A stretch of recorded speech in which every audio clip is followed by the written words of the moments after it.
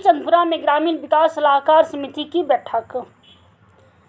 Bokaro Chandpura DVC प्रशिक्षण संस्थान के हॉल में स्थानीय सामाजिक सलाहकार समिति की बैठक आयोजित की गई, जिसमें डीवीसी के निगमित सामाजिक दायित्व विभाग द्वारा इस क्षेत्र में किए गए विकासात्मक कार्यों का लेखा जोखा विभाग के सहायक प्रबंधक ने विस्तृत रूप से रखा और उपस्थित लोगों को बताया कि डीवीसी चंदपुरा ने इस क्षेत्र में स्वास्थ्य, सड़क, शिक्षा, पानी आदि से संबंधित कई विकास कार्य किए हैं। स्थानीय जनप्रतिनिधियों और जिला प्रशासन के सहयोग से इस क्षेत्र में CSR विभाग द्वारा निरंतर कार्य किया जा रहा है। वरिष्ठ महाप्रबंधक एवं परियोजना प्रधान श्री विजयानंद शर्मा ने कहा कि दामोदर घाटी निगम स्वतंत्र भारत की पहली पावर परियोजना है। राष्ट्र और समाज के निर्माण में इसकी महत्वपूर्ण योगदान है। हम समाज के प्रति हमेशा उत्तरदायी हैं। समाज के साथ मिलकर हम सभी कार्य करने को यहाँ तैयार हैं।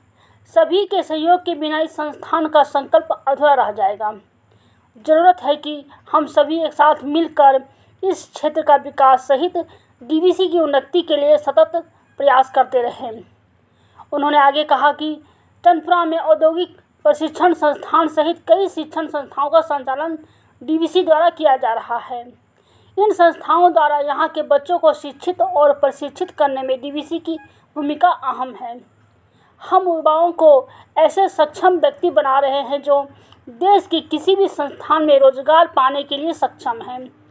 स्वास्थ्य, शिक्षा, सड़क, पेयजल सहित कई विकास कार्य इस क्षेत्र में डीवीसी के द्वारा निरंतर किया जा रहा है।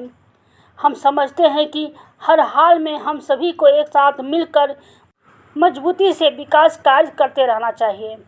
समारोह में डुमरी के विधायक जयराम महतो ने कहा कि निगमित सामाजिक दायित्व का फंड इस क्षेत्र के जरूरतमंद लोगों के विकास में किया जाना अति आवश्यक है। उन्होंने आगे कहा, प्रबंधन और स्थानीय लोगों के बीच संवादहीनता की स्थिति नहीं होनी चाहिए। सांसद प्रतिनिधि श्री अरविंद पांडे, विधायक प्रतिनिधि श्री संतन सिंह, जिला परिषद सदस्य श्री संतोष पांडे, श्री अजय महतो, श्रीमती नीतू सिंह, प्रखंड प्रमुख चांदनी प्रवीण, प्रखंड विकास पदाधिकारी श्री ईश्वर दयाल महतो, BDSC के सदस्य अरसल मरांडी शामिल थे। बोकारो से राकेश कुमार सिंह की रिपोर्ट। प्रक्रियाधीन नहीं होना चाहिए, हाँ या ना में काम होना चाहिए। बाकी ज्यादा समय आज हम नहीं लेंगे, चूंकि काफी विलंब ऑलरेडी आपका हो चुका है और काफी देर से आप लोग इस महत्वपूर्ण बैठक पर भाग लेकर चर्चा कर ही रहे थे। तो हमारा यही विशेषकर तमाम पदाधिकारियों को हिदायत होगा कि आप जो भी विषय आते हैं और CSR के माध्यम से उन विषयों पर आप जो वचन देते हैं, स्टेटमेंट देते हैं, उन पर कार्य होना चाहिए।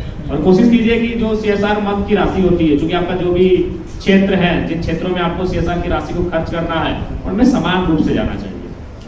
किसी के साथ मतलब सोतेला व्यवहार ना हो।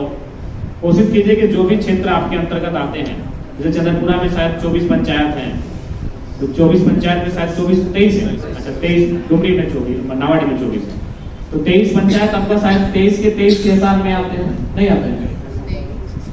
अच्छा, एक CCL के एरिया आता है। तो जो आपके क्षेत्र, जो भी पंचायत आपके CSR के अंतर्गत आते हैं, अगर आपके पास 100 रुपये ही हो, तो अगर 10 पंचायत आते हैं तो 10 दाएं 100 होता है और 10 रुपए की राशि हर एक पंचायत तक जानी चाहिए। किसी के साथ भेदभाव ना हो, किसी एक को ज्यादा किसी को ना मिले, ऐसा नहीं होना चाहिए। सबको समान रूप से आपको कार्य करने की आवश्यकता है। और थोड़ा सा प्रयास कीजिएगा कि जनता के लिए मैंने 15 दिन में, महीना में का ऐसा प्रयास किए जहां जनता अपनी शिकायतों को लाके रखे। क्योंकि देखिए, मान के चलिए जिला परिषद को बोलते हैं, प्रमुख मैडम को बोलते हैं, कभी विधायक को बोलते हैं, तो हमें लगता है कि जनता को थोड़ा सा एक बार CSR, चूंकि जनता के लिए है, इसका नाम ही जो है CSR का, वो सीधी जनता से संबंधित है, लोगों से संबंधित है। तो लोगों को भी अपने बातों को अपने व्यवहार में लाने के लिए जो प्रयास करते हैं, उन्हें अवसर दिया जाए। आप एक जगह चिन्हित कीजिए, एक कार्यक्रम चिन्हित कीजिए जहां लोग अपने क्षेत्र की समस्याओं को लेकर आ सके और अपनी समस्याओं को आपको सुझा सके। मैंने एक पब्लिक पिटीशन आपके सामने आए, उस पर आपकी कार्रवाई हो। एक यूनिट लगने वाली है, जिसका काम अब काफ़ी जोरों से शुरू होगा। तो उसमें क्योंकि कॉलोनी में बहुत सारा चेंज आएगा और यहाँ का जो डेमोग्राफी है उसमें चेंज आएगा, और उस समय काफ़ी सहयोग की ज़रूरत पड़ेगी। इसमें सारे जनप्रतिनिधि और जो भी रहने वाले लोग हैं, जो आसपास के हैं, इवन जो विस्थापित है, जो इस एरिया में है, सबका सहयोग रहेगा। निश्चित रूप से उनका सहयोग रहने के बाद ही ये प्लांट बन पाएगा। और जब प्लांट बनेगा तो अभी हमारा कैपेसिटी 500 मेगावाट है, वो होगी 1600 मेगावाट। तो 1600 मेगावाट होगी तो सोचिए कि एग्जिस्टिंग का 3 गुना कैपेसिटी होगा। तो हमारी जो प्रॉफिट अर्निंग क्षमता है वो और बढ़ेगी। तो निश्चित रूप से CSR में भी हमको खर्च करना पड़ेगा, और CSR में जब प्रॉफिट होगी तो जितना ज़्यादा अमाउंट दे पाएंगे वो अच्छा है, लोगों में ज़्यादा खुशहाली ला पाएंगे। हम जब क्योंकि 2% ही प्रॉफिट का ये करते हैं, तो जब 2100 मेगावाट के आसपास ही होगी तो उस समय तो हमारा प्रॉफिट और बढ़ेगा, तो वो करेंगे ही हम लोग। ये इस बीच में एक दो चीज़ और इस संदर्भ में बताना चाहते हैं कि ये था कि अप्रेंटिसशिप को नौकरी देने के बाद, तो पहले हम थोड़ा ITI पर बोल लेते हैं। DVC इसी सामाजिक दायित्व के तहत ही ITI जो शुरू कर पाया, उसके बाद उसको कोई पैसे अभी चलाया जा रहा है क्योंकि हमारे पास इंफ्रास्ट्रक्चर है तो चल रहा है।